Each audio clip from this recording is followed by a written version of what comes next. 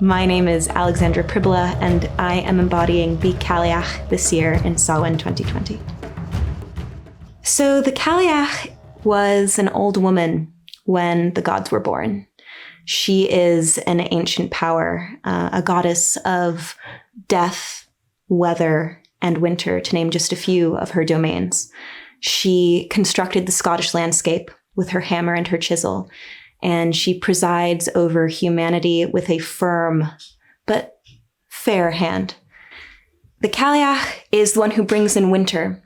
So Samhain, if you're not familiar, is the Celtic New Year. On the Celtic wheel of the year, Samhain is the last festival. It is the last harvest. It is a time when the veil is thinnest between our world and the other world. And the Cailleach, in that time, she comes through that veil. And when she is in our world, the human realm, that is when she brings about winter, and that wheel turns and we move into the new year. When I was nominated for this position, I felt deeply honored. I felt as though it was a huge privilege that people in our community thought that I could represent and embody this goddess that is integral to the turning of the wheel of the year. When I was given this opportunity, when they said, "Would you like this?" For me, it was this feeling of being honored by a community that I have entered as an immigrant. But it was also a sense of, if this is my duty, then I will do it. And I feel like that's it.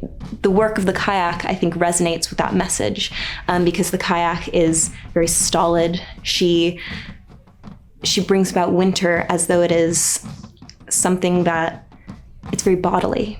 It's something that she knows she has to do. It's not a choice so much as it is, a duty. And so I resonated with that very deeply when I was reading her mythology and deciding what parts of this character I really resonated with.